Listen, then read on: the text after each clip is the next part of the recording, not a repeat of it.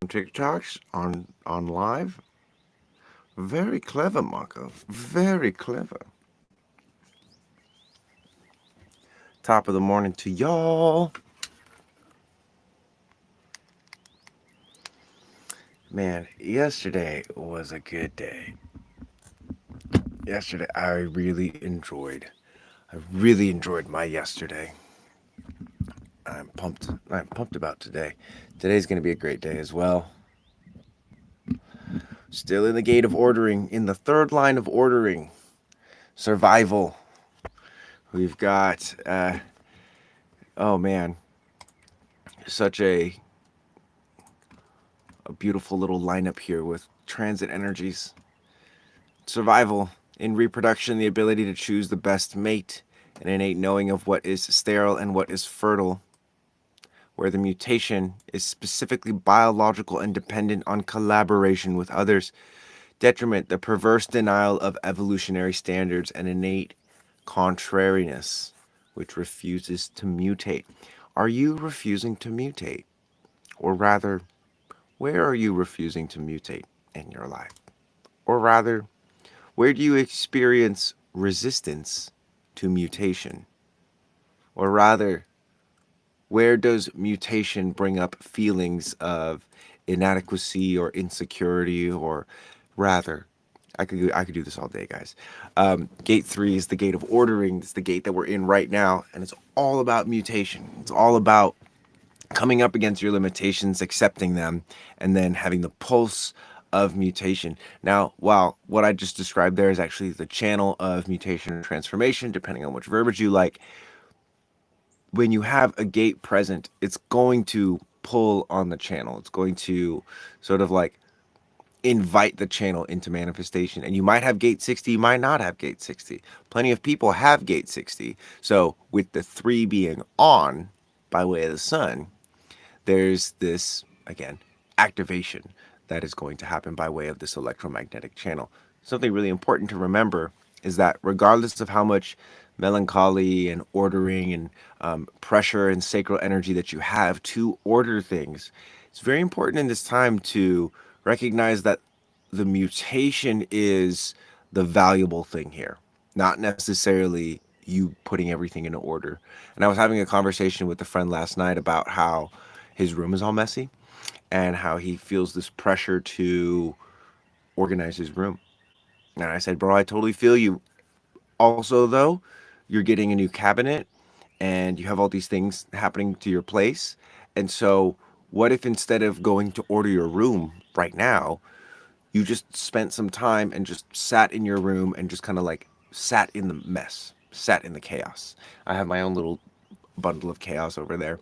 And it's definitely can be used as an excuse not to get work done. Magnetic alchemy, afternoon.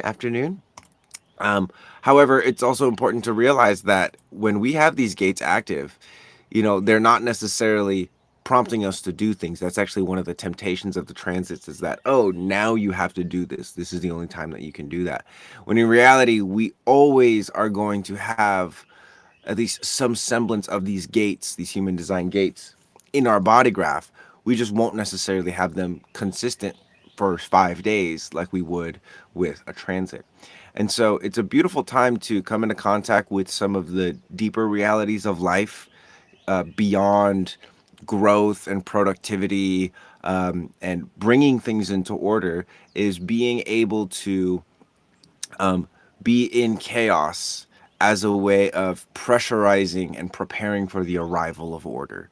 Because so much of melancholy and order and gate 3, and especially individual circuitry, is about learning how not to rush the process or try to pull something out of its shell before its time, because that ends up destroying it or killing it. So anyway, that's the gate that we're in right now. Is there a way to know what our human design is going on when things change with the planets? Yes, Nicole. So I use neutrino design.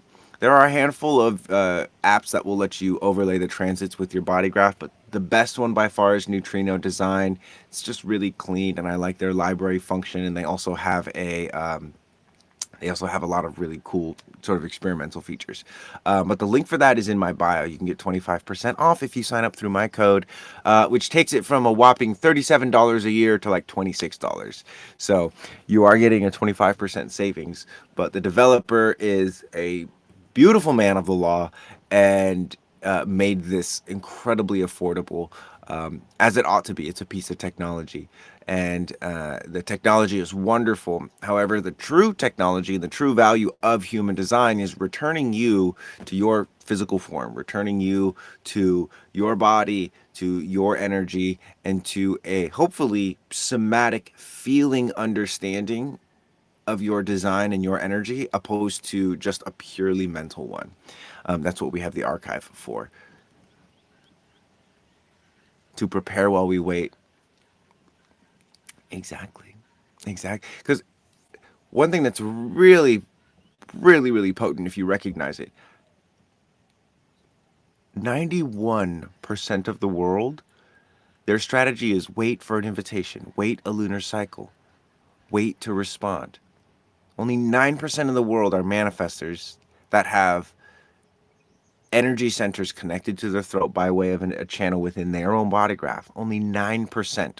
Only 9% of the world is designed to initiate, to be the one to start something, which might have you thinking, like, oh, so I'm just a side character. And it's like, if you look at movies as an example, most characters are responding to something that's happening to them. Lord of the Rings, Frodo responds to Bilbo leaving the ring, Gandalf telling him to take the ring, Gandalf telling them to fly out of the mines of Moria. You look at Harry Potter, he's just responding to Voldemort trying to wipe out his friends and his bloodline and having killed his parents.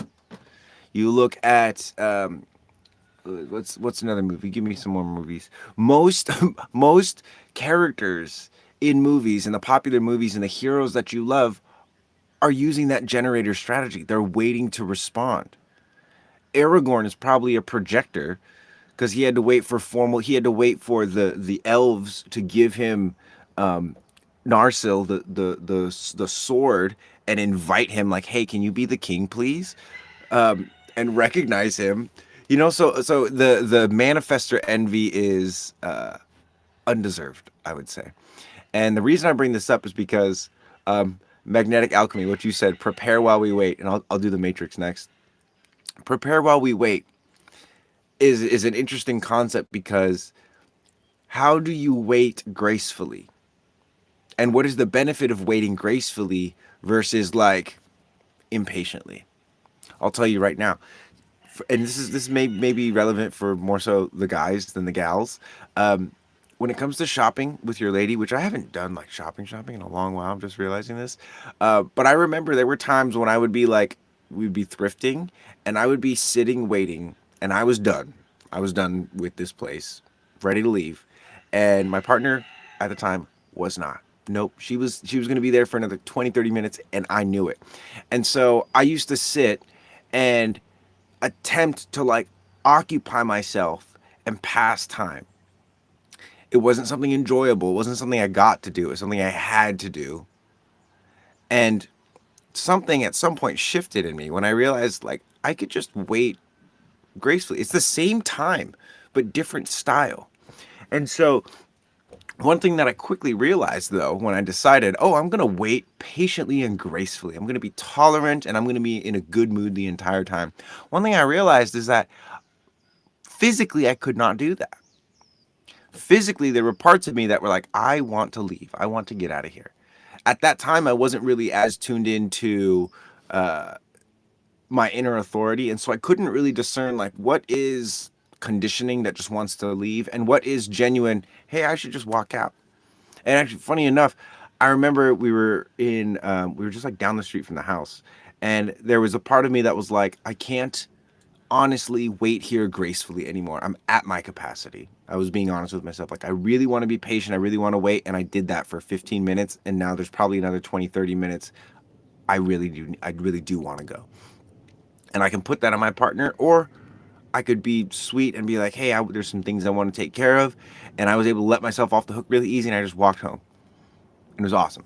But the reason I bring that up is because there's a difference between saying, oh, I want to wait patiently and gracefully, and then having to wait for an hour gracefully while your patience, or while my patience, slowly gets eroded away. And the beauty of this is that just because your patience slowly erodes away doesn't mean you're failing. It means you're finding the thresholds of where you can authentically and honestly, transparently wait patiently with a great style.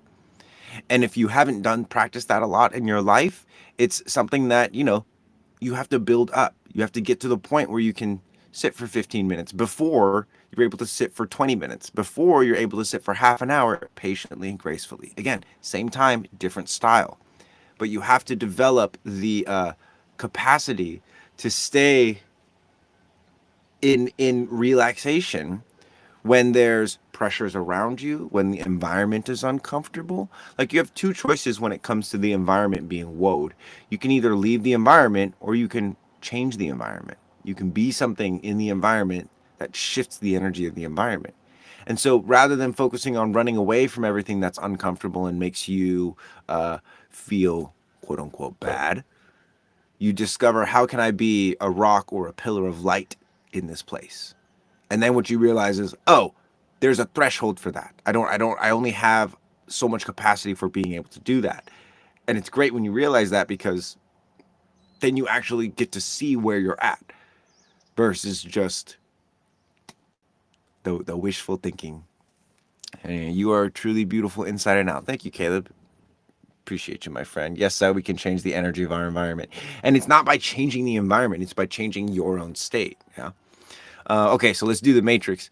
I mean, Neo is following his curiosity. He's, in terms of Neo being a generator or using that strategy of waiting, he's responding to Trinity's and Morpheus's messages.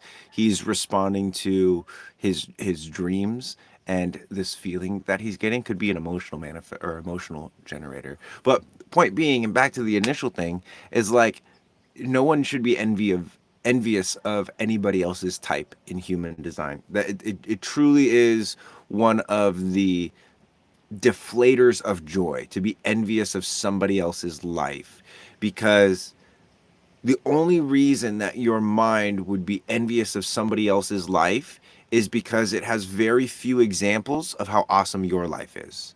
And the only reason why I would have few examples of how awesome your life is because you're not engaging your body and your capacity really to the it doesn't even have to be the optimum, but to a point that's impressive for the mind. Like, the body can do incredible things. And I learned this a lot through my Reiki journey of, like, helping people heal through stuff, helping myself, holding myself healing through things. And yeah, it's very important how many to recognize how many, like, answers are really in the body. I really got to go watch The Matrix. If you haven't watched The Matrix, my friend, it's truly one of the greatest stories of our time, in my opinion. There are some fundamental flaws with it in terms of, like, energy, like using human bodies for energy. You probably use them more for data storage or something like that. But anyway, it's a great film. But the allegories of it and the conversations, etc., they're wonderful. So, Stephen, my brother, man of the law, hello. I have not even looked over at this side of the screen really yet. Well, what's up, everyone? How we doing? I was just ranting. Matrix is an underrated masterpiece, for sure, for sure. A lot of it has to do with, it's like a modern take on Plato's The Cave, which is this idea that, we live in a simulation, or rather, we see the shadows of reality, not the reality itself. I love your videos so much. Your energy is wonderful. Well, thank you very much. Appreciate that. I do my best to pop it off immaculately over here, because y'all deserve some good creators. Man of the Law, hello. Matrix was a great one. Some say it's a documentary more than a movie. I mean, I wouldn't be surprised if one day I just, like, woke up and I was in a tube. Sometimes I do meditations like that, where I'm, like, waking up and I'm like, like a shriveled little tiny being, and I'm like, what is this? It's kind of fun. Neo's a projector, Oracle's a reflector, Morpheus is a manifester. Yeah, that could be it. That could be it. It's funny because it's like with fictional characters, because they don't have actual birth times. I mean, they do have birth times, but the character qualities are not necessarily linked to the birth time that they have in the story because they're not actually alive. But that has been one of my exercises. With sometimes I'll write little like fictions, and I'll create body graphs for someone, and I'll be like, what would this person with this design and heavy conditioning to, the heart center be like? My human design is I'm a three. Forgot for a second. I'm a 3-5 reflector. And as for starting with Reiki, I would say one of the best places, and it's not actually technically starting with Reiki. I'm going to be bringing Reiki through this membership, the archive, but it's actually to join my archive, join my membership, because one of the things about Reiki that is so important and underrated is that it's primarily a way of aligning yourself with the greater Reiki, like your inner Reiki with the greater Reiki. Accessing healing powers is sort of a symptom of you aligning your own energy with the cosmic energy. And so right now, my focus is showing people how to strengthen their senses, contextualize and harmonize their organs, like your lungs and your heart, or your digastrics and your pelvic floor, getting all your organs to talk and learn how to deal with pressure and handle heat so that you can process reality better. And then that being the thing that refines um, expression, physical, vocal, movement, locomotion wise. That's called the archive. That is a membership. That is a classroom and a community. And the link for that is in my bio. That's what I was going to say. So if you want to learn Reiki or you want to align yourself in that way, that's the place to start. And then in a couple months, I'm going to be dropping a actual Reiki course. So teach people kind of traditional Reiki. I've been a Reiki practitioner for 13 years now. And yes, so that's the best way to learn Reiki. In my opinion, Neo's a generator, Morpheus is a projector, Oracle is the manifester, and forming Smith is the reflector. That's one way to view it as well, Prana. That's more so what I think, especially with Smith being the reflector, because oftentimes I feel like people want to make the good guy the reflector, like the Oracle, but sometimes the reflector is the villain, and I've learned that. Definitely learned that in my own ways. I feel like that a lot, man. All of the physical is an illusion. Sometimes things just look animated or computer generated to me. See, this is why it's so important for us to be practicing sensory design, because if we just rely on our eyes alone, that's where a lot of the simulation kind of stuff comes in. It like looks funky, but if you smell something and taste something, it adds more dimensions to it that you can really tell the difference between something real and something fake. Even with AI videos, the AI is getting so good, but if you can smell a presence or an emanation, and it's not like an actual physical smell, but it's something that builds on top of physical smell, is what I'm learning. And it's not having to do with, again, the oil factories in your nose and then moving past your memory. It has to do with the mechanics of perceiving reality. Like the extrasensory mechanics are built on top of the existing senses. So if you train the existing senses, you can also start to train astral smelling. But it's like you can't access astral smelling until you master just physical smelling, or smelling with your hands, for instance. Reflectors notice those standing out right, and with the right motivation, we'll do a whole lot of damage. Reflector can definitely be the bad guy. Yeah, and I like that as well, because one thing about Smith is, Smith in a lot of ways is just responding to what Neo did to him. He's responding to being in that hallway, doing something that he has done 1,000 times, which is terminating, one of these rebellious humans. But he has a whole speech about it. He's like, something happened. You didn't die. I did. And it's this whole process of him trying to figure things out.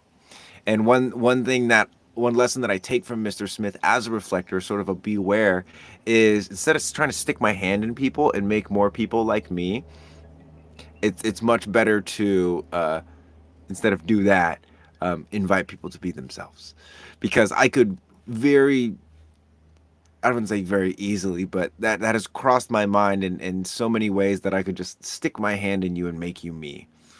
World would be a lot better, in my opinion, if there were more me's. But that's not what I want. I don't want the world to be better based off my limited opinion. I want the world to be more surprising. So rather than just being in a world full of me's and being disappointed like Mr. Smith was, I can be in a world full of me and you and them and everyone else. And to me, that would be a lot more enjoyable. Would love some good tips on dealing with stress. Look up.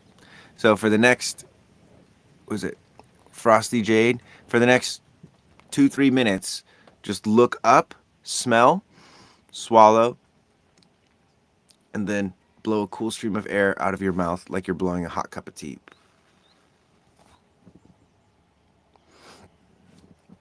For the next 2-3 minutes, look up, or look to the top right, or look to the top left. Really drive your eyes up there.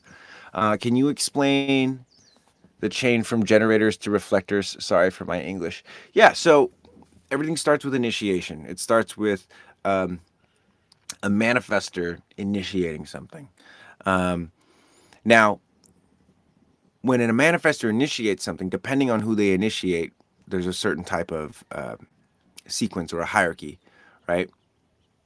The manifester initiates a projector properly, and then the projector would basically invite them to be like, well, okay, who's going to build this? Then they'd find some generators, and then the generators would be like, I want to build it. Some of them would be like, I don't want to build it. You'd filter out which ones want to build it and which ones don't, which ones have sacral energy, which ones don't. Start building, and then you'd have a reflector come along who can spend time watching the project and let you know how the project is going. And then everything course corrects and adjusts from that.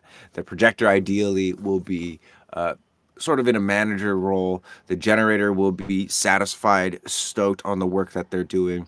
The manifester will be the one, kind of like setting things off. Manifesting generator could be also similarly in a manager, kind of like between the projector and generator role, in the sense that manifesting generators do really well with being able to juggle multiple things or have their hands in multiple different pots, as well as helping to innovate rather than sticking them in, one place, only do this. You want to give the manifesting generator a little bit more diversity and freedom. And then again, the reflector is the one that kind of comes in and just lets us know how things are going. They can hopefully have a good rapport with the projector, who can then reinform the manifester through guidance and invitation. And then the manifester can do the informing again. And so it's again, it's just a cycle. And it's kind of one of those things like, which came first, the chicken or the egg? Like, does the manifester start informing because the projector told him something? Then it's like the initiation is the manifester inviting the projector to tell them something.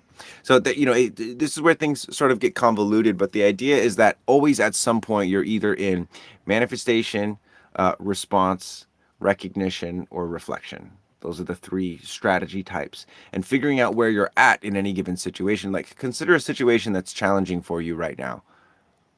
What stage are you at with it? Are you in reflection? Did it already happen and you're looking back at it, attempting to learn something from it? Are you in response? Like you're responding either with an emotional wave, or you're feeling upset, or you're feeling happy? Is there recognition, as in that event or that response or that initiation, the thing that happened, is inviting you into like, I need to be better, or I'm really good, but I'm not as good as I thought, that kind of stuff? Or are you at a point of initiation where like you feel the pressure to manifest or start something and you haven't started it yet? Another really cool way to use human design. And one of the things to remember about human design is that with the body graph, we have 2 points of pressure. All of the pressure from the head and from the heart, oh, thanks for the heart, my friend, is heading towards the throat for manifestation. But you don't always have clear channels and access to the throat. That's the whole point of composites and other people and reality, because the reality is that we all have like some puzzle pieces for the road, but no one has the whole road. When it comes to consciousness and life, when consciousness moves through each of us, it's kind of like the way that it moves through an instrument. It's not always going to sound the same, even if you're playing the same song. Like if I'm a drum kit and you're a guitar and we're playing the same songs, but we're playing them independently, you might not even know that they're the same song because our instruments are so different, but it is the same song. And so, and if you look at the current models around neurology and neuroscience, people are starting to realize, according to science, that consciousness, like we're not out here creating consciousness. We're being breathed by consciousness. And you can see this in the way that if you hold your breath and you pass out, that's the first thing that you lose. You stop breathing, suddenly you're disconnected from the consciousness of everybody else on this planet who is sharing air with us, conspiring. That's what that word means, to share air. And the first thing you lose is consciousness. You pass out. And what does your body do? It just starts breathing again. We were born to channel this consciousness, but we were born to channel certain parts. And if you use your human design to explore your body through sensory design, through sensation, through feelings, through inner authority, you can discover the truth of how you channel and relate to the world in a way that no one else is going to be able to tell you how the world is. Most people are over inspired. They have too much stuff going on in the head and they're under stress. They don't know what to do with all of the stress energy. And one of the things that stress invites you to do is strengthen your body, fortify your immune system, increase your capacity for processing reality. And so many people are, because they have all of these inspiring standards, they're like, oh, I need to make my life more like this. I need to make my life more like that. Like, dude, what is your life like right now? What are you waiting for? You don't even know. What are you feeling? You don't even know. I love asking people, what are you feeling? And they're like, I think I'm like, you think? You're just shooting yourself in the foot there, my friends. And it's insidious. It's strong. Conditioning is strong, which is why one of the prerequisites for deconditioning yourself is cultivating willpower, cultivating the ability to say, hey, I'm going to reclaim my body. This is worth the energy and the effort, because it is a lot of energy and effort. George Duke, feel faces in reflection, the aura will prevail. I mean, sometimes some people got these weak little auras. They got big old memory banks in terms of human design and spirituality, but they got weak little auras and weak little bodies. And people are confused. They're like, wow, this person is so spiritual and cool. And I'm looking at it and I'm like, if this guy threw a rock, he'd probably break his arm. Or if this gal did the, just because it's like, for me, someone that wants to develop their spiritual bodies but not their physical bodies, like I go back, you know 500 years ago, dude. That's how I feel. Anyway, 70% have undefined head, big time. Even those with a defined head, too much inspiration. And it's an environmental thing. It's an external authority thing, because the head and the ajna help us to contextualize the external authority.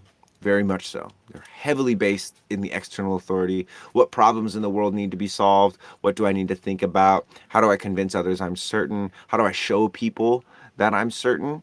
It doesn't always have to be a not self theme. It's not like the defined ajna is like, oh, I'm insecure, so I have to convince people that I'm certain. It's like, hey, I need to prove this to myself with numbers and facts, or just the visual confirmation. I need to know that this hits. That would be, what do you call that? Field testing? That's not the word. Audience testing? Maybe. Could a Aura Pro read the truthfulness of a speaker? Yeah, totally. And you don't even need to be an Aura Pro. You could just be a body language expert. Like, people that can read body language are incredible. However, one of the things that is, and actually I follow a body language reader that is, I've discovered, it's incredibly political, because we'll read similar cues, and I can read body language for the most part, and she'll take them and kind of weave her political narrative into it, and it's really funny to me because I don't really like to do that. Um, like Trump, yeah, like a lot of the stuff Trump says is actually true, and a lot of people are not going to like that. But all of my centers are defined except for solar plexus. I feel everyone else's emotions. Ah, yes. Ah, yes.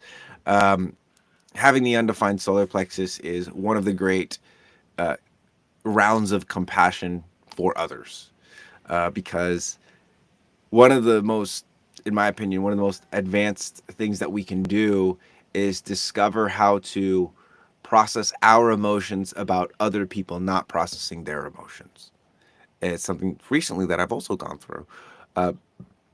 This desire for connection with someone that they don't really have energy for, and what sort of love and style I choose to meet that with.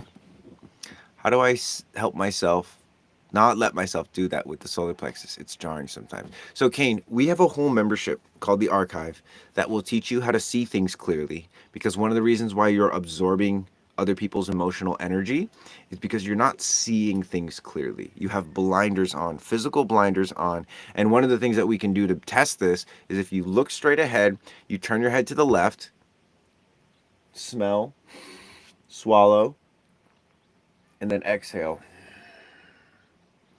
That is going to give me a gauge, and depending on like how hard that was for you, that's going to give me a gauge on how much your eyes are glued to your head, how much when your friend is in trouble or when your friend is even just experiencing the slightest bit of inconvenience and emotions, how much this happens versus this. See the difference? Which person do you think is more likely to absorb somebody else's emotions that are not theirs? It's not their responsibility. Who do you think is more likely to be bogged down by other people's shit? This person or this person?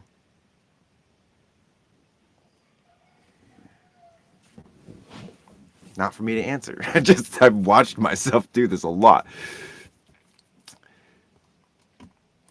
So I feel like I moved 2 steps forward and 1 step back, like I'm making progress, but I keep falling into old cycles that are far from my highest good.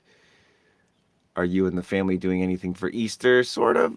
We're gonna hunt some eggs and stuff. I promised my mom I'd go to church with her. I'm not looking forward to it. I really did not like church, but I was one moment in time where I was like literally faking sickness so that I could get out of having to go to church, and then I realized like it makes my dad super happy, so um, I sort of started doing it for my dad.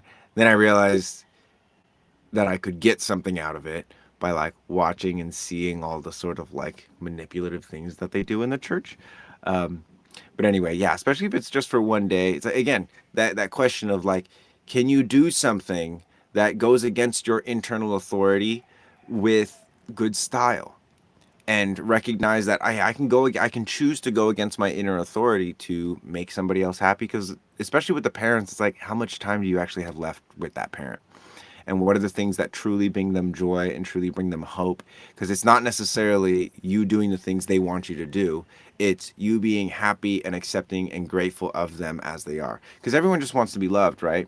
Like with your what you were saying earlier, it's like you feel like you take 2 steps forward and 1 step back. There's always going to be that fallback, and that's great. That's a part of life. And if you've seen, they do an experiment where they have like a ball that goes down a ramp and it's just straight, and then they have one that is looped like this, and then they have one that is up and down and up and down, and the up and down one goes the fastest. So it's actually the fastest form of growth, is to, if you want to get somewhere, 2 steps forward, 1 step back, 2 step forwards, 1 step back. Then your steps start getting bigger, and instead of moving backwards, you just learn how to turn around and walk backwards. So, you know what I mean? It's like we get real creative with this. In an information age and attention economy like the current time, whether defined or undefined, the ajna and head can get quickly cluttered with habitual or comparative consumption. Exactly. Over inspired. People think they're overstressed, they're over inspired. They're under stressed. And the reason they're under stressed is because they don't know how to deal with stress. Anytime the pressure is on or things get hot, people have been taught to run away. Anytime a relationship is inconvenient or your partner doesn't understand your feelings or they're not being nice to you or they're not communicating, I'm not trying to confuse like truly unhealthy relationships with just normal relationships. But most people run away or they collapse under the pressure and heat of basic stress. Like your ancestors had to run away from invading tribes. Some people still do. Your ancestors were starving for weeks. Your ancestors had to go through droughts and famine. And people over here like, someone's being mean to me on the internet. Like, okay. Okay. And the reason I have this perspective as well is because I grew up training martial arts, and there's a lot that getting punched in the face really puts into comparison for you. Oh man, I was totally missing out on all these Zionist things. Ryan, what's up? Sorry, I didn't scroll down on the Instagram stuff, but what's up? So a lawyer could read a jury by their vibe and aura index. I would say yes. Yes. Although I don't know how much capacity a lawyer would have. That would be very interesting if a lawyer or a judge was interested in subtle energetics and subtle bodybuilding or connectivity, because that is a system that is very devoid of aura. You know, you got people snickering in the jury room because they know the law really well and they know the law's on their side. Let's say someone has high positive energy around them. What do they do to sustain that? I will answer that question. Um, Usually it's the basic stuff like drinking enough water and eating healthy food and getting enough sleep and engaging in things that bring you joy. That's something that for me is a need. Like if I'm not doing things that are bringing me joy, it's like I don't have water or I don't have food. And I get a joy out of a lot of things, so it's actually pretty easy. Like I could just sit and like look at clouds, that would bring me joy. Laughing with my daughter brings me joy. Writing brings me joy. Playing music brings me joy. Dancing brings me joy. And the reason it brings me joy is because it's like it's like my mind is just watching my body do things, and vice versa. It's like my body is allowing my mind to watch and see everything. And so just communion with the natural forces of the world. Um, and yeah, I'd stick my hand on you for sure. Oh, man, that conversation went far back. I don't know if you're still in there, Ryan, but anyway, great question. How important do you think our types are for approaching romantic relationship? Like, am I always supposed to make the first move as a manifester? So, okay, so this is where it's like, because a human design analyst would say, yes, you're always supposed to make the first move. Me, I'm a sensory design guy. My thing is like, what does your internal authority say? Because there are situations where, as a manifester, you don't want to fully inform. Because, for instance, let's say you're in an emotional wave, James, right? And you don't want to inform within the emotional wave and tell them about all the emotions you're going through, but you do want to let them know, hey, I'm in an emotional wave. So there is the possibility of making the first move without really like making the full move as a manifester, um, or being very subtle about it. Again, it's like one of the things that you really want to connect to is what is happening inside your body. Where is that energy? Is that energy actually coming up to informing? Or is the energy coming up as a form of like appreciation? And can you just have appreciation for someone and then walk away? And this is something that you will get better at the more sensory design that you do and the more training that you do and have experience of using these sort of mental frameworks in time. Because let's think about this. Let's say it's like, as a manifester, right? You see a person that you're really into, and you're like, okay, I don't know if I'm supposed to manifest, I'm supposed to go initiate, or maybe I should just let them come up to me. And the real question is like, and I guess this would be a question for your heart or your ego, is like, how hurt would you be if they didn't come up to you and say what's up or make the first move? At that point, you'd be like, oh, I'm the manifestor, I'm supposed to initiate. But then if you manifest and you have to deal with rejection, Then it's like, oh, maybe I wasn't supposed to manifest. For a manifester, you have to deal with rejection. You have to learn how to deal with rejection. And probably maybe one of the things that's has that thought in your brain is a less than ideal relationship with rejection. Because as a manifester, one of the things that will prevent you from initiating and informing is the fear of being rejected. But just recognize that if someone says no to you, that means they're making space for someone better to show up. And that is very much so worth it.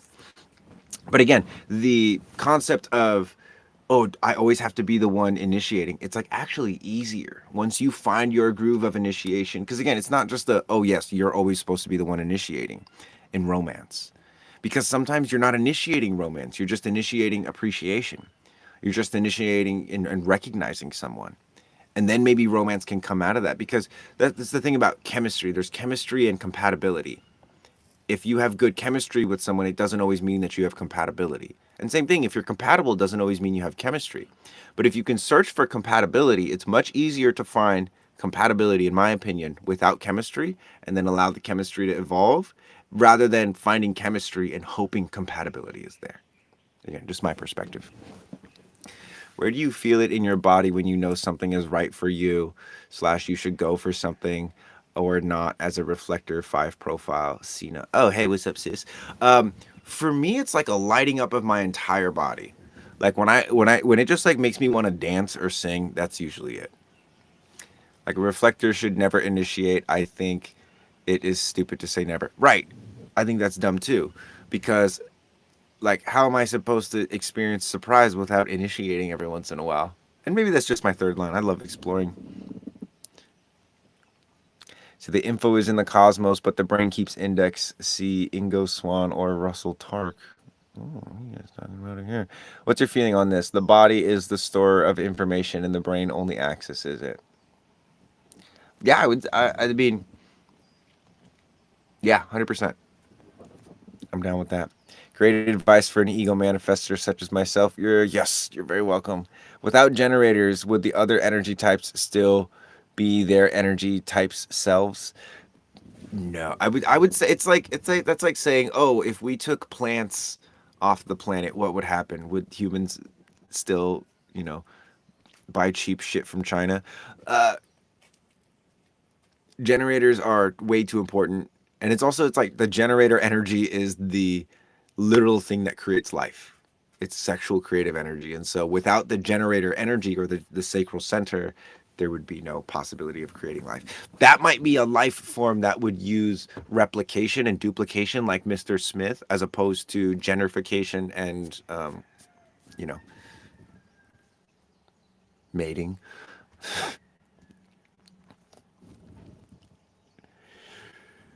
So the brain indexes it, and the body, I'm still thinking about that. What I feel from that is like there's a lot of quotes out there that say that, but very few quotes that actually motivate us to build the wisdom and build a world that's for the physical body and for the physical form as opposed to the mind. Especially now that we're getting into AI. It's like I feel like a lot of people are going heavy into the mind stuff, even more so, and neglecting the body. And one of the eventual, I guess you could call it, products or services that I'm going to be offering, and it's here right now. So if anyone wants to engage with it now, you're better off starting now than in 2 to 3 years when AI is going to be freaking insane and no one's going to be able to tell the difference except for the people that are doing all these eye exercises and connecting with their hearts and pelvic floors and stuff.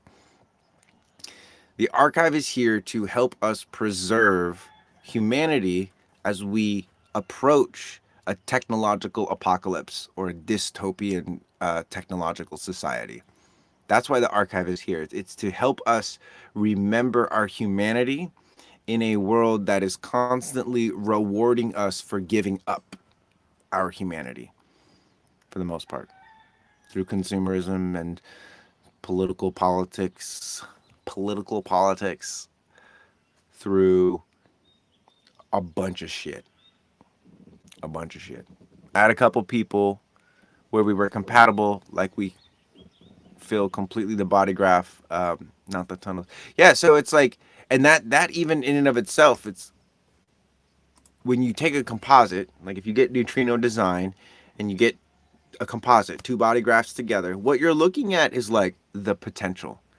You might not even have access to your piece of the puzzle to bring to the table, and the other person might not have access to parts of their circuitry.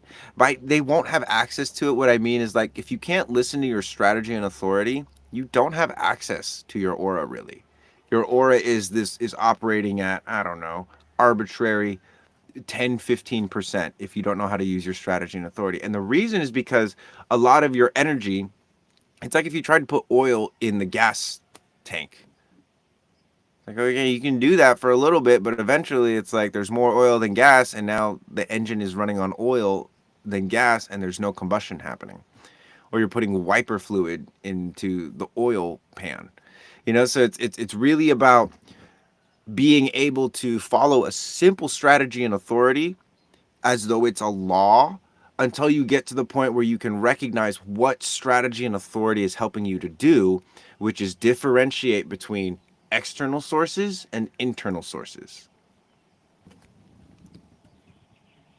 Expanding the window of enlightenment, kick up your state of being. Exactly. And kick it, and even like descend into your bodies more. Descend into your bodies more. Do you think it's possible to read other color aura colors? Yes, but most people are actually reading their own aura, and they think they're reading other people's aura. But it's like this. If you're in a blue bubble and you look at people and you say, "Oh, you're in a blue bubble. You're in a blue bubble as well." Everyone's going to be in a blue bubble because you're in a blue bubble.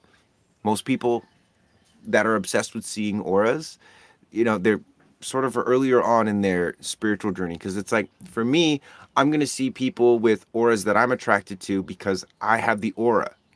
I have an aura, and I'm attracted to a certain type of aura because of my aura. So there's no way to remove and objectively see somebody. There's always going to be your own flavoring. And most spiritual people are like, no, I'm clairvoyant, I'm this, like I'm seeing it clearly, you're not seeing it. They're very defensive, which is a dead giveaway.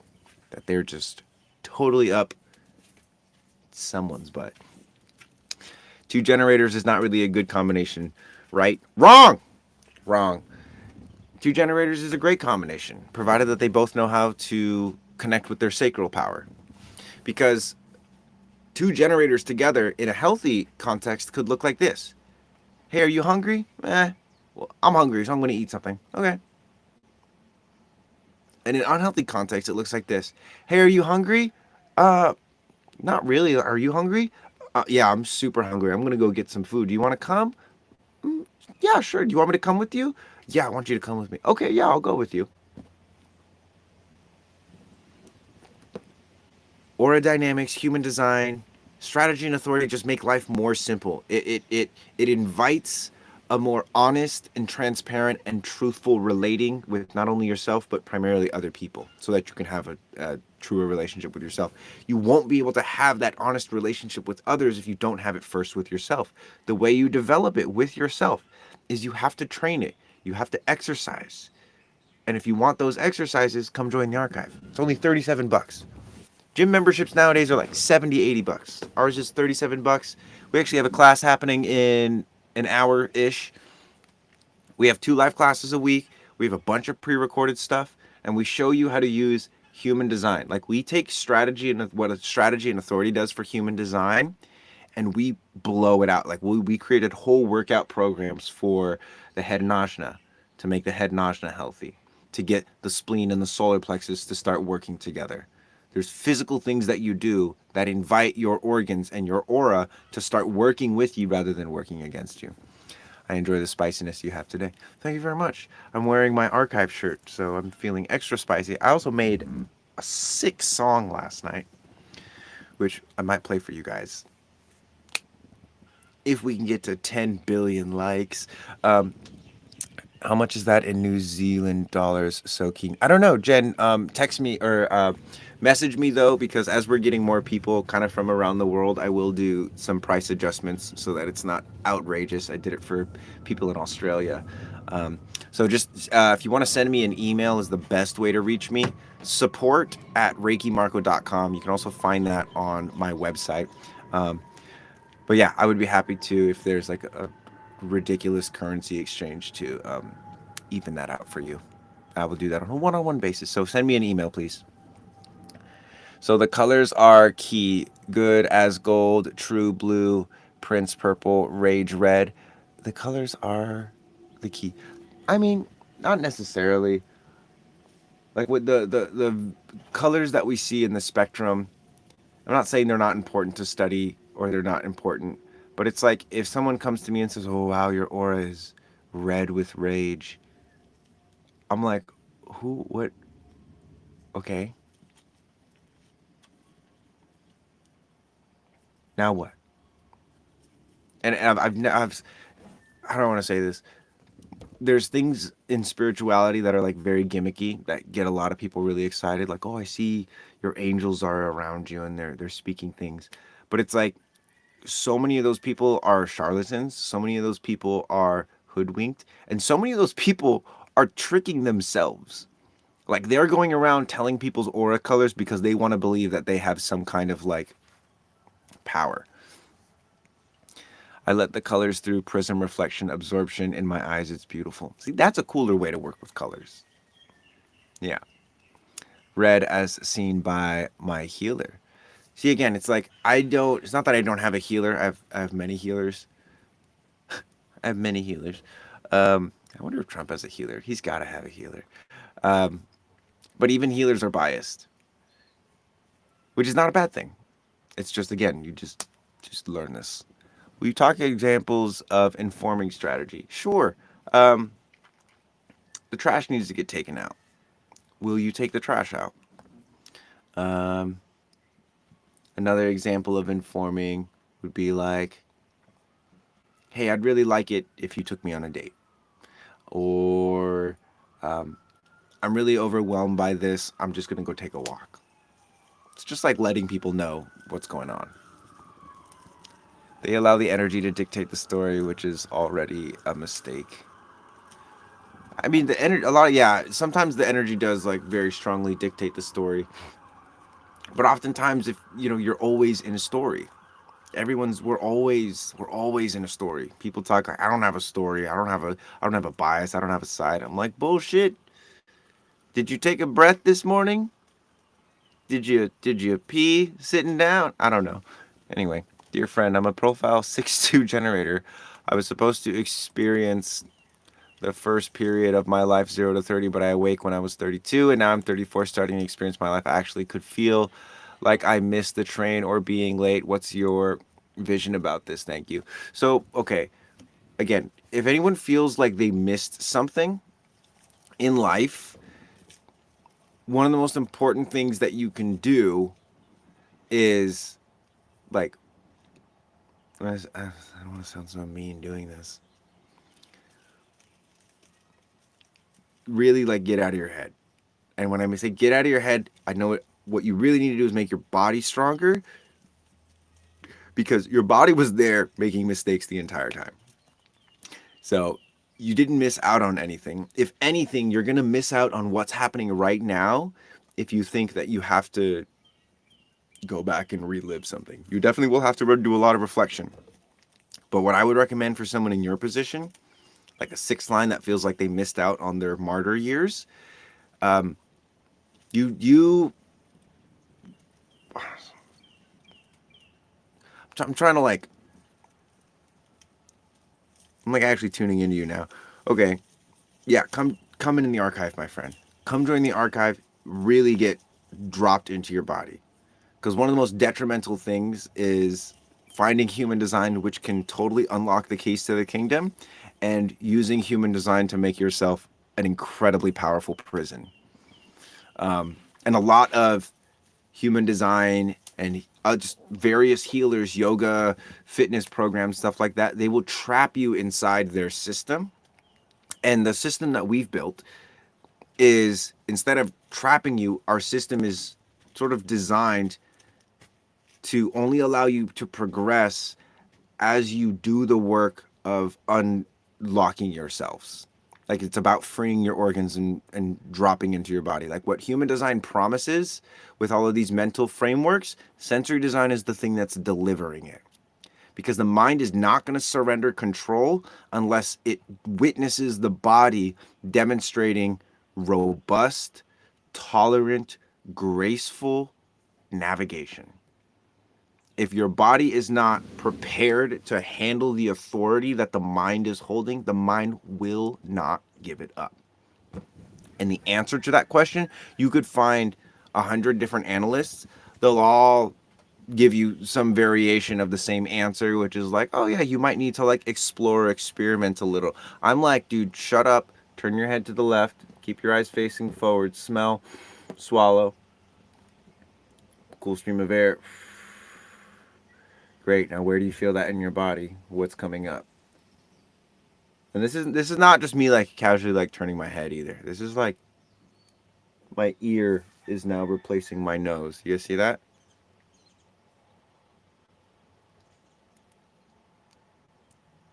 And if you can't do that, it's not that there's something inherently wrong with you, but that's like a race car never driving above 10 miles an hour.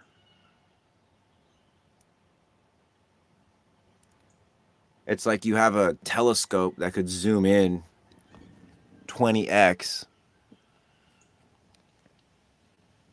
Sorry, I gotta verify my non-NPC-ness. It's like you have a telescope that can zoom in 20x, but you're only zooming it in 5x.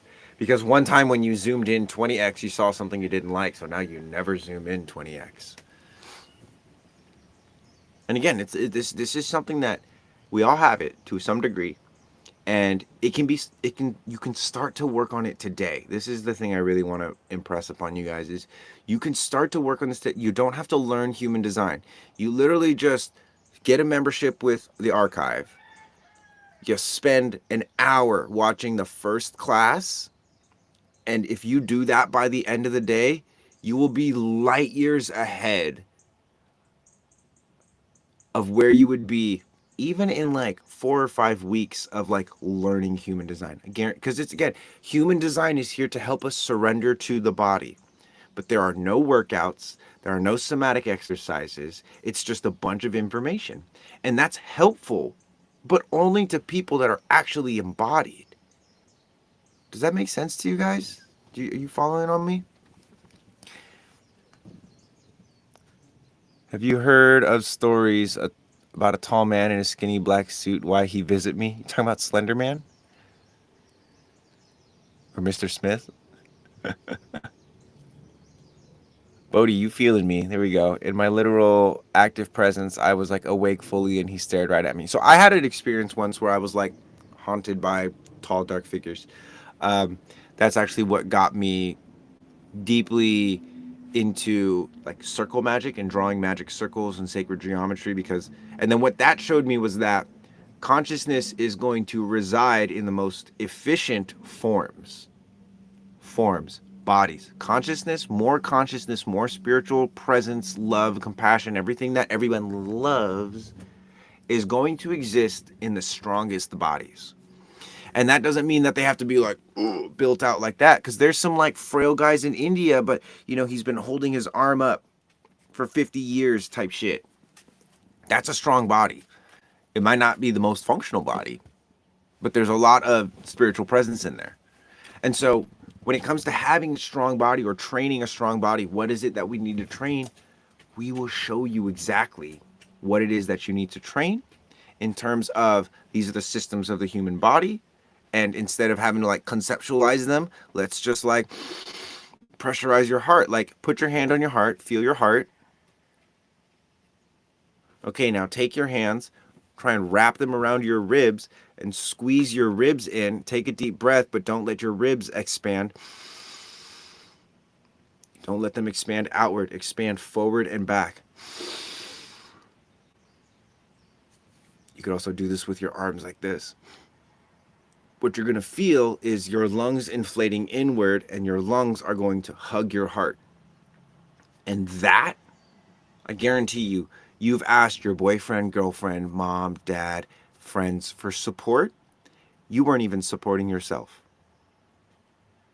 This is how real this gets, guys. Is it shows you where you're not meeting your own needs And that's why other people aren't doing the things that you want them to do.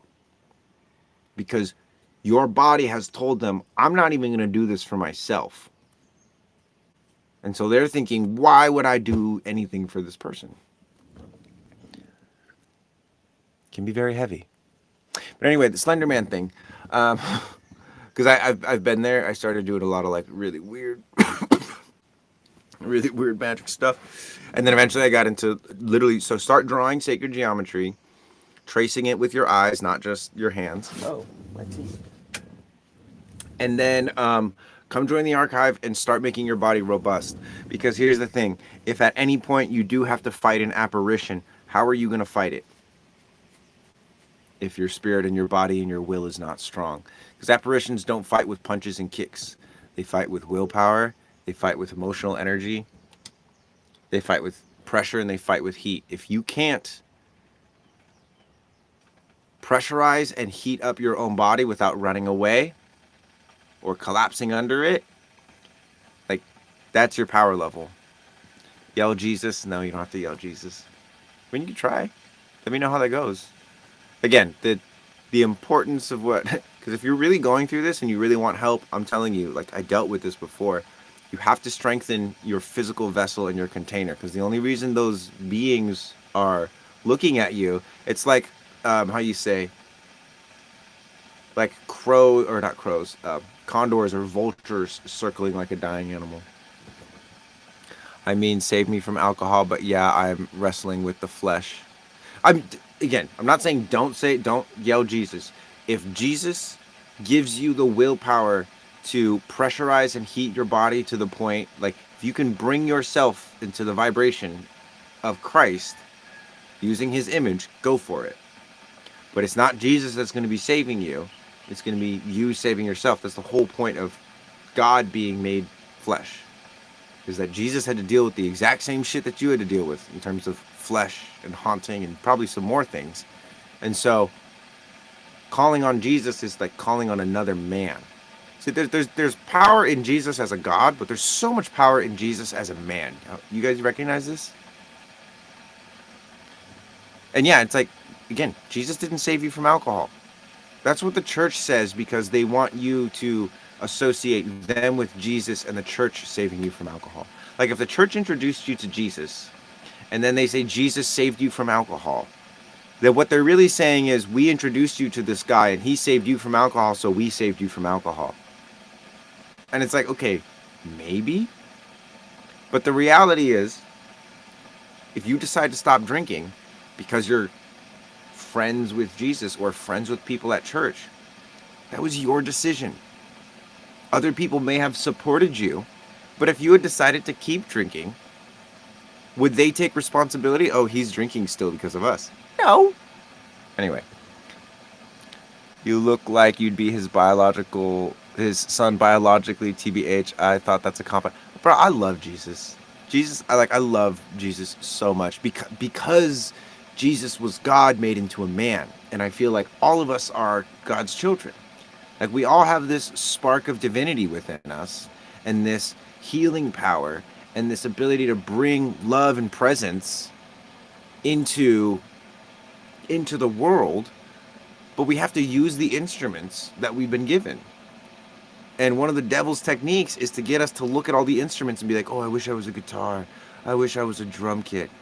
Like, dude, you're a piano. The only reason you wish you were a guitar is because you're always listening to guitar music. Or a drum, you're always listening to drum music. You never listen to your own piano music. And the reason you don't listen to it is because you think it's ugly, because some kid in high school or middle school said it was ugly, or your mom was stressed out and she says, honey, stop making so much noise. So you said, oh, I guess I'm not making any sounds for the rest of my life anymore. Like as kids, we most of our conditioning is solidified by the time we're 7. So most of the logic that supports your self-limiting beliefs and negative thinking is like 4, 5, 6, 7-year-old logic. And I'm telling you that you're smarter than that. And that the answer is not in India or some certification, but the answer is genuinely in getting your eyes unglued from your head, getting your ears unglued from your skull, Instead of smiling up into your eyes, you smile into your ears, getting your neck stronger, getting your shoulders in the right place, getting your hands open, ready to receive. And you can do this. Like, we have a whole membership. You can work with me and my partner Pasha for 37 bucks a month. It's unheard of. It's we haven't done anything like this before. But God, guys, if you were just to see some of the results, and some of the results we're not going to post because they're private, and we've asked the people if we could share them, and they said they'd rather keep it private. Some of them we have posted. But the point is that we're getting results. We're getting people who are riddled with arthritis and scoliosis and depression and anxiety and neurodivergence and all this stuff. And they're doing these exercises and they're getting results. Are you familiar with work, or do you know Carolyn Miss? I do not. Once everyone figures out how badass the archive is, it's going to be mad expensive and explode. That's kind of where I'm going with this, James. Is like, eventually we're totally gonna raise the price, and it's like right now it's the first year, so it's like get in while you can. I'm neurodivergent. Yep. If you're neurodivergent, like, come join the archive and start working on your body.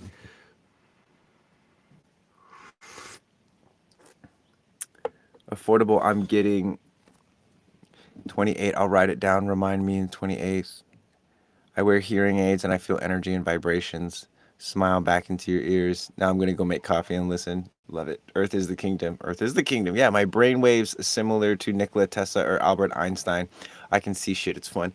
Dude, so with that actual type of circuitry, this type of work is just going to make you so much more calm and focused and powerful when you want to be. Just tuning in, what's the archive? So the archive is a membership where we teach you how to use your physical body within the context of human design. Human design teaches you how to surrender to your form through mental frameworks. Sensory design shows you exactly how to do that by starting with your senses. Everything has to do with this. When you're a baby, the most dexterous part of your body is this. You're looking around, you're smelling. Like, you look at kids, like babies. What are they doing? They're looking around at stuff. They're trying to put stuff in their mouth. They're trying to sense the world. And so the senses reach out into the world. They bring information inside the world. Your neck is the gate that brings stuff into your body. Your body will then have the proper pressure and heat to cook whatever you see and process it and create an appropriate response, or it won't, because you aren't given the opportunities to develop heat and pressure, or you were convinced that heat and pressure are somehow a danger to your livelihood. And then you will respond with some kind of action, moving out of the way, reaching out to shake someone's hand, punching someone in the face, dodging a punch. But it's this system of afferent feedback, gathering information, processing it in the body, and then the rhetoric, the expression, the response. 6-2, coming from that mental prison, the movements have started to work wonders. Steve, I'm so sorry, bro. That was a long time ago that you said that. Not too long ago.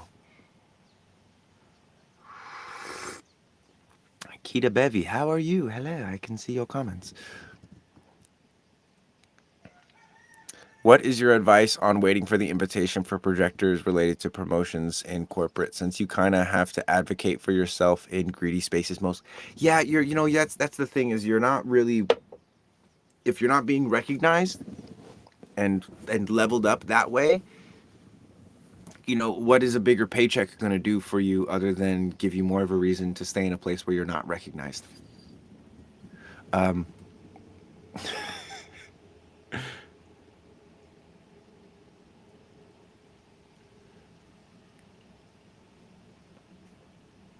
Stuff you learn, you can travel 2,500 years ago, ancient kingdoms. He knows that stuff and is a genius. Oh.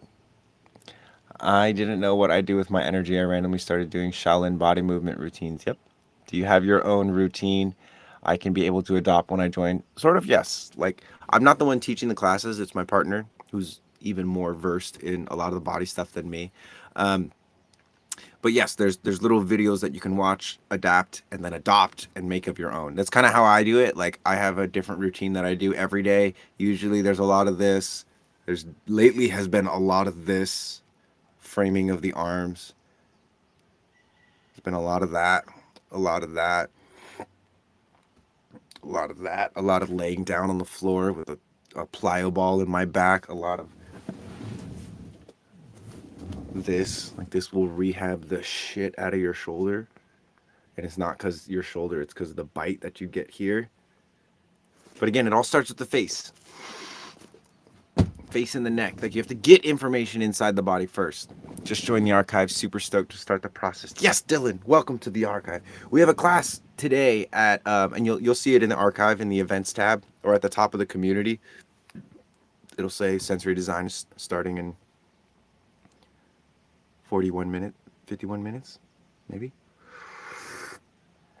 Math. What can cause an ear infection? It feels like a spiritual thing for me and can't seem to get it healed. I've provided both antibiotics and natural remedies. Any suggestions? Ooh. Lymph, are you having vertigo symptoms?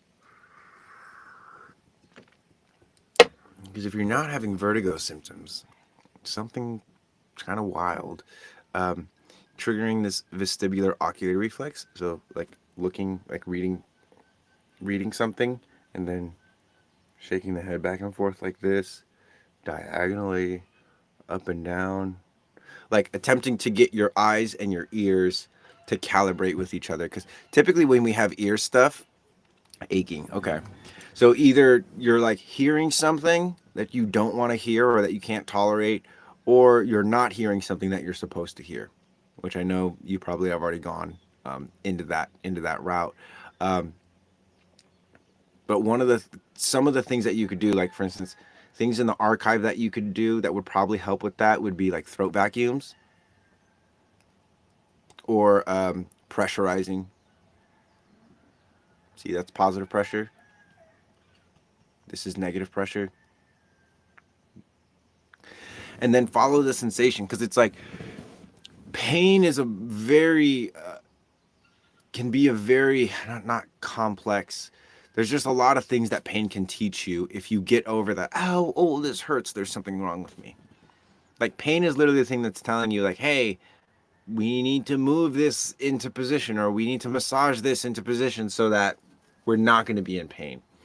And if you start to feel like dizzy or nauseous, again, once you move past the like, oh, this is bad, this is wrong. Okay, Nina, let me know how that works. What about tinnitus? I don't have many issues. I do have the ringing in the ears. My dad's got that. And that's something that he hasn't been doing the exercise as much, but I'd really love to help someone with tinnitus so that I can tell them, Dad, I help someone with tinnitus. You need to do these. When it comes to tinnitus, it's like it's the hairs that are like picking up sound that's not there. It's a very, very wild kind of situation. Um, I don't know that I have anything specifically for it, because again, for me, it's like if the body isn't healing or the body is sensing phantom energies, like the best thing you can do is like send blood and pressure and heat and energy to that area. Like like I'm sending blood to my ears right now.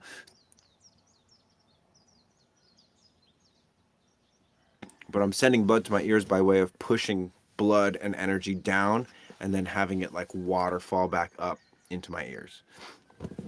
This is stuff we teach on the archive, by the way. Healing frequencies could help. Let's see. Any tips for horrible nightmares? Yeah, become less fragile. Like in my nightmares, I remember I used to get chased around, and then I developed the will to turn around and chase the thing that was chasing me, and I like never have nightmares anymore. Become more robust is the answer. Um, enjoying this convo today. Thank you. Welcome, Dottie. Brother, can you elaborate more on the community night that you posted? Oh, dude, yeah. I was just thinking that it would be fun to um, have a community night. So basically, I would just go live and we wouldn't have an agenda. And I would just pull people up on stage and talk to them and maybe have people introduce themselves. So it'd be like a really casual thing, Steven. But I think it'd be really fun just so, I'm sure certain people would feel very nervous about getting on camera with all of the people that they've been training with. But I think that's part of what makes a community so fun, and I definitely feel like it's time. Oh, that's a hella smart. Yeah.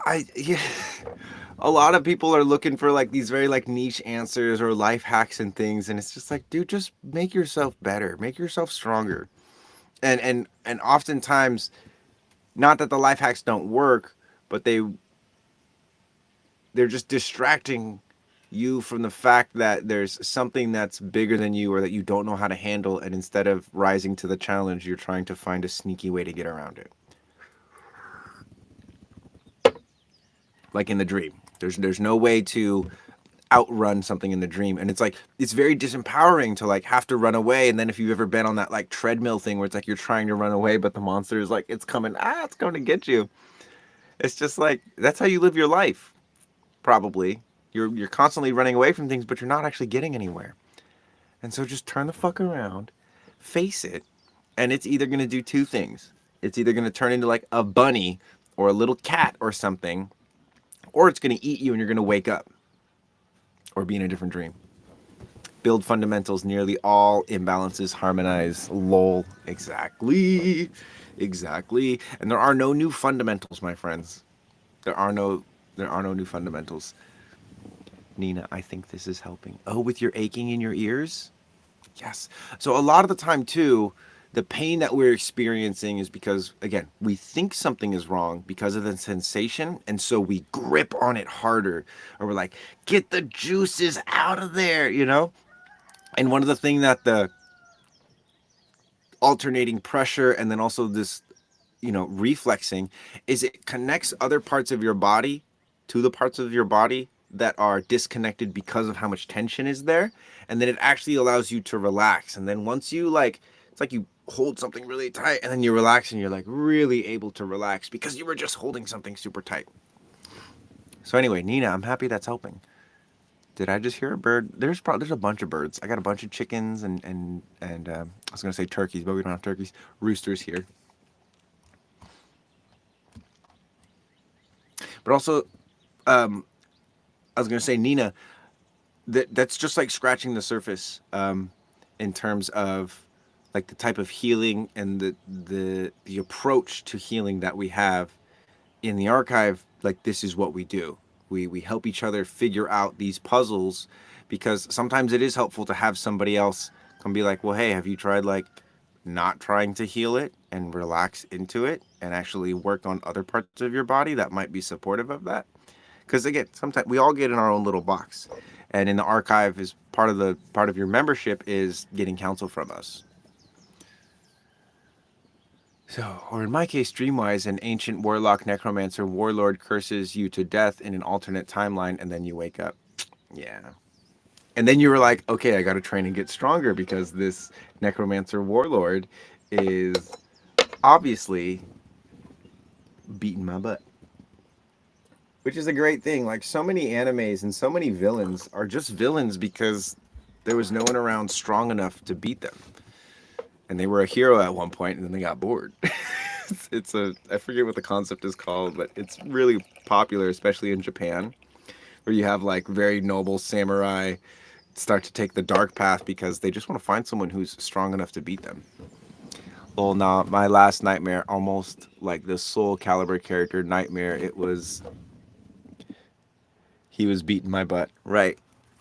Again, it's like it's not often that people get excited when there's someone that can beat them. It takes a special kind of crazy, but that kind of crazy is like, in my opinion, the thing that separates the human beings that like live their life and then the human beings that just exist. And it's okay if you just want to exist, but I don't know what you'd be doing in my life if that's what you wanted to do. I feel a ton of tension and pain on the left side of my body, but the right side is more relaxed and no pain. I was thinking today, what if I vacuum pressure my left side into my right side to balance it out, lol, but I'm wondering what comes up for you when reading this. Shaina, that's absolutely the kind of shit that I'm talking about, because I'll do that. Like I have this really crazy pain. I'll do the plyo ball right here, and then if I move it slightly to the side, this whole side lights up like fire. And so one of the things that I'm doing is I'm like, our cooling breath. I'm blowing my cooling breath there, but then I'm also attempting to pressurize this area to make it hotter. So Shina, yeah, and this is the cool thing about sensory design as well, is we have people who have never done any kind of functional training or healing work or any of that kind of stuff that are, and China, I don't know too much about you, so maybe you do have some training or something, but what you're demonstrating here is like inner authority. It's like, hey, I'm having this happen, I'm doing this, and what are your thoughts? Because my thoughts are immediately going to be like, well, hey, is that working? What sensations are coming up? What's happening for you? Look up acupressure points. Yeah, I'm again, down for acupressure points. All of that stuff kind of like ties into it. The excitement for me is if we can get people to a point where instead of having to look up acupressure points, they're just finding them through sensation. How much more of a win is that? In my opinion, I think it's a win. Other people might not think so, but anyway, that tea's hot. I'll be right back, guys. I gotta go to the bathroom and need to put on some underwear. Like the live if you're enjoying it.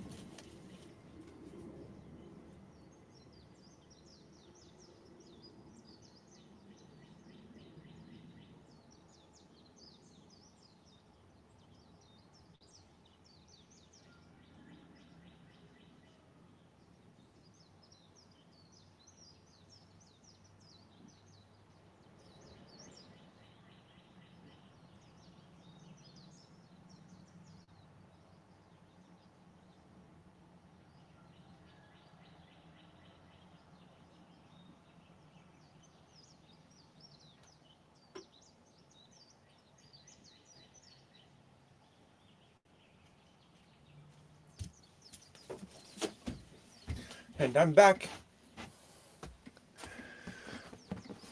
All right, guys. Well, I'm actually going to have to end this live a little bit early. I got some things I want to do before class. But thank you guys so much for joining. Let's see, what do we got here? What part of the world are you in? The bird sounds are beautiful. Oh, I'm in Maui. I'm in Hawaii. The best place in the world ever. The energy of the body via auras and meridians of flow, bruh. Exactly. Exactly. Because, like, they discovered the meridians by observing the body and how experimenting happened. And my thought is that if human beings already know this and we're all conspiring together, how possible is it that I don't need to study it because other people have studied it and other people know it, and I can just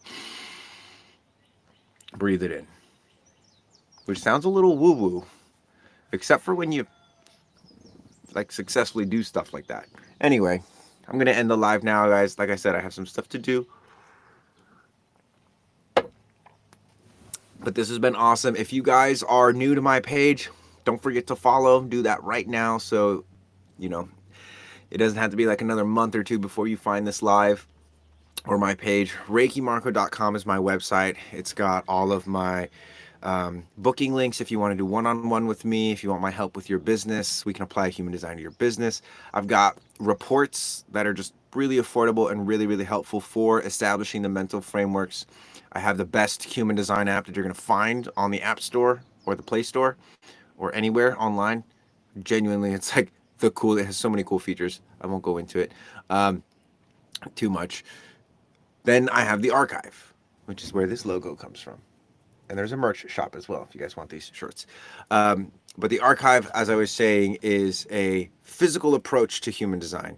It's the workouts that are going to complement you embodying your design and it's only $37 a month, or $333 for the entire year. Which, just to put that into perspective, you can spend $230 having me for an hour, or you can spend $333 having me and Pasha and the whole community for a year. I set it up this way because I want people to join the archive. It's like the Robin Hood in terms of spiritual development and growth and all that stuff. So anyway, come check it out. You'll be very pleased. You'll be very, very pleased. We have 2 live classes a week. We have a bunch of pre-recorded courses, and all of it is designed to help you get real results with human design. Because again, human design promises surrendering to the form. However, the best thing that they have in order to help you surrender to the form is saying strategy and inner authority, strategy and inner authority. What does that mean? Well, your solar plexus is the celiac ganglion, a bunch of nerves and organs in here. Your spleen is quite literally a spleen, which is scanning. So getting the organs contextualized from a feeling standpoint rather than just oh yeah, my stomach digests. How does it feel when it's digesting? What kind of smells does it create? Does it get hotter? Does it get colder? Like seemingly overly simplified things are going to completely shatter your paradigm and a lot of the self-limiting beliefs that you might have about yourself or what you're capable of. You can show yourself with your body that you're capable of more, and you can do it incrementally. You can do it at your own time. So with that being said, thank you guys for tuning in. I will see you next week. I go live Monday, Wednesday, Friday at Hawaii Standard Time, 9 a.m. Jeremy, hello. Sorry, bro. I'm heading out over here. And let's see, is there anyone else? Shina, yes, you're very welcome. Take care. Steven, see you soon, my friend. I live in Meridian. Oh, that's hilarious. Meridian is the town that you're in. That's funny. Anyway, I'll see you guys in the archive. We have a live class starting in half an hour. So if you want to be in that class, feel free to join the archive. Link is in the bio. Okay, love you guys. Bye.